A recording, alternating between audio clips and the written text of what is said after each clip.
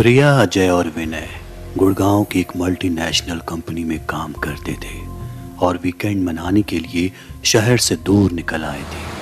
प्रिया के हाथ में कार का स्टीयरिंग था और गाड़ी सुनसान रास्ते पर सरसर दौड़ी चली जा रही थी। कार की खिड़कियों से बाहर झांक रहे उसके दोस्त विनय और अजय की नजरें कैंप फायर के लिए एक शांत और एकांत जगह की तलाश में थी।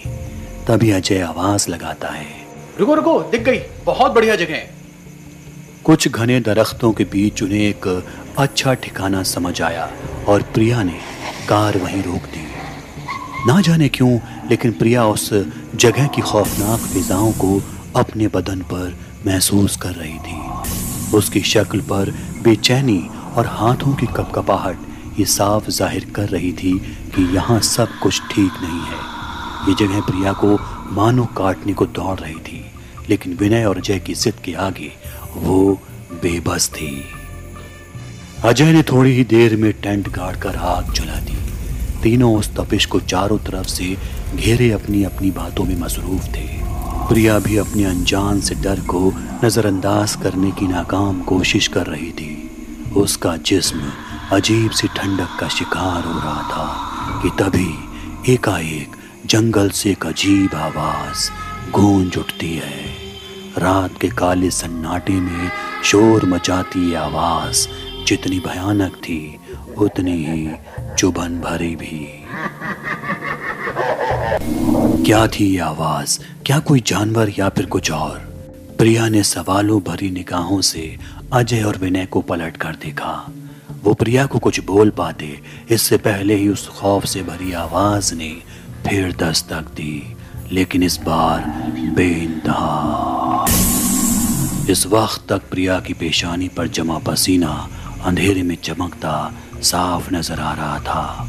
जंगल से आती इस आवाज ने तो मानो उसके दिमाग को सुन्न कर दिया था।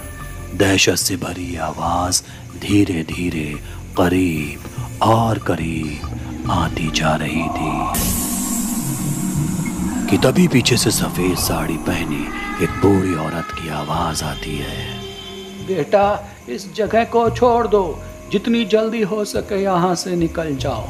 ये जगह ठीक नहीं। जगह ठीक नहीं? क्या मजाक है। अगर आप भूत प्रेत की बात कर रही हैं तो मैं आपको बता दूं कि हमसे बड़ा कोई भूत कोई और नहीं है। अजय की बात सुनकर प्रिया कहती है कि हमें इस औरत की बात मान लेनी चाहिए और यहाँ से निकल जाना चाहिए। अरे पागल हो क्या? इतनी मुश्किल से इतनी बढ़िया जगह मिली है, मैं तो नहीं जाने वाला। अजय इतना बोल ही रहा था कि प्रिया कार की तरफ बढ़ती है और कहती है, विनय तुम्हें चलना हो तो चलो, फिलहाल मैं यहाँ नहीं रुकने वाली। विनय अजय को समझाता है कि यहाँ से निकल जाना चाहिए। प्रिया और विनय को डरा देख अजय भी वापस चलने को राजी हो जाता है। तीनों कार में बैठ जाते हैं। सफेद साड़ी वाली बुढ़िया अब भी वहीं खड़ी थी। खौफनाक आवाज जंगल से लगातार आ रही थी। प्रिया कार स्टार्ट करती है, लेकिन कार स्टार्ट नहीं होती। बार बार स्टार्ट करने पर भी कार स्टार्ट नहीं होती। लगता है कुछ दिक्कत आ गई है। अभी तो बिल्कुल ठीक थी, अचानक से क्या हुआ? अजय ये बोल ही रहा था कि अचानक उसकी विंडो ग्लास में खटखट होती है। क्या हुआ बेटा? लगता है तुम्हारी गाड़ी खराब हो गई है। पास में एक मंदिर है, तुम लोग वहां रात बिता सकते हो। मंदिर के आसपास बुरी आत्माएं नहीं भटकती। तुम लोग वहां सुरक्षित रहोगे। बुढ़िया की बात सुनकर अजय कहता है, मुझे इस महिला पर बिल्कुल यकीन नहीं है। पहले मैं मंदिर देख कर आता हूँ, तब तक तुम लोग बाहर मत निकलना। नहीं नहीं, तुम अकेले नहीं जाओगे अजय, मैं भी तुम्हारे साथ चलता हूँ। और प्रिया, तुम कार को लॉक कर लो, जब तक हम वापस ना आ जाएं तुम बाहर मत निकलना। ये कहता हुआ विनय भी कार का दरवाजा खोलकर बाहर आ जाता है। अजय और विनय बुढ़िया के पीछे पीछे जंगल की तरफ बढ़ जाते हैं। अब प्रिया कार में अकेली थी। चारों तरफ घना अंधेरा और लगातार खौफनाक आवाजें उसे बेदम कर रही थी और इसी बीच उसकी आंख लग जाती है। थोड़ी देर बाद कार की विंडो पर ठक ठक होती है।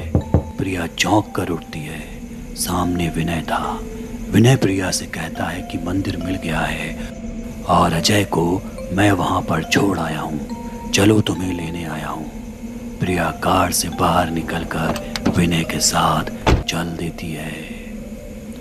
घने जंगल की तरफ बढ़ता प्रिया का हर कदम लड़खड़ा रहा था। सीने से बाहर आ रही बेचैन सांसें प्रिया की लबों को कपा रही थी।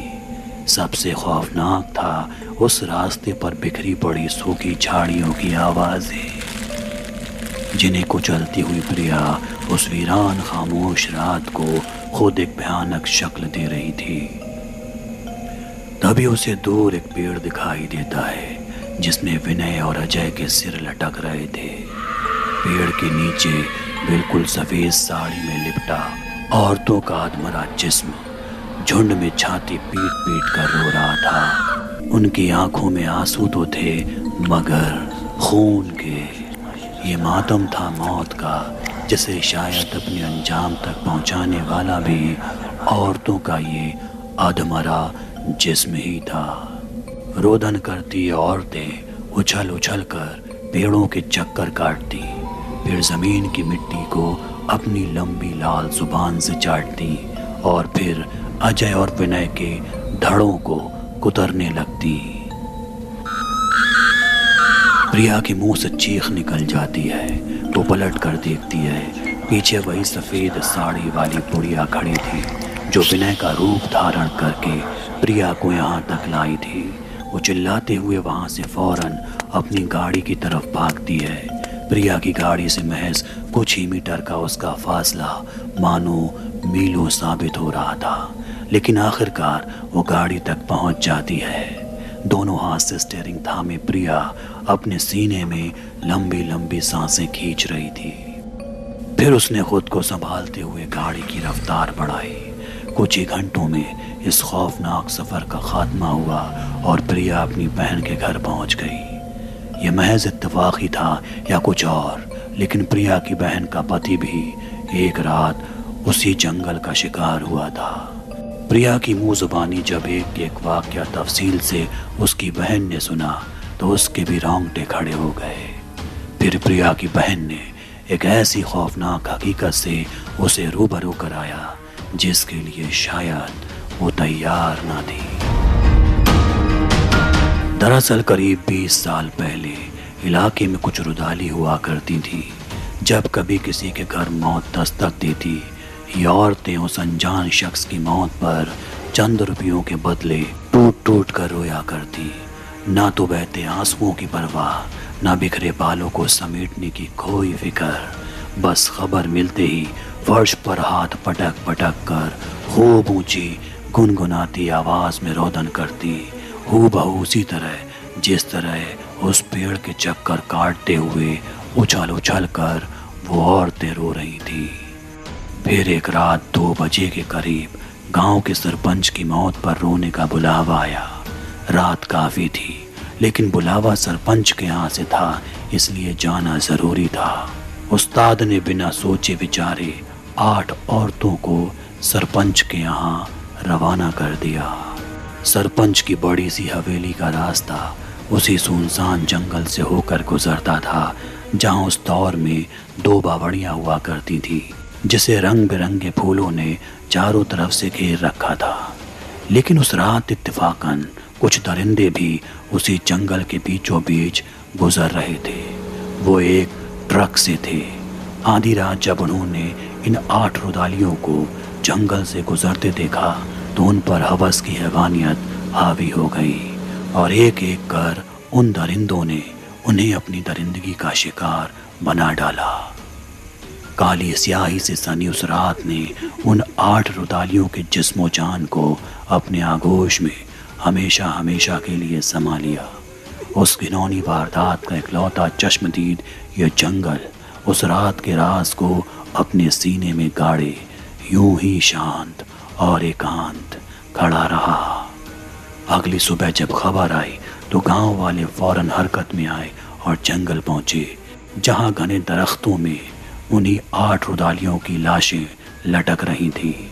उस दिन से आज तक जब कभी कोई मर्द रात के वक्त इस जंगल को अपनी मंजिल का रास्ता चुनता है, तब उन 8 रुदालियों की आत्मा मर्दों को खौफनाक और दर्दनाक मौत का तोहफा देती हैं।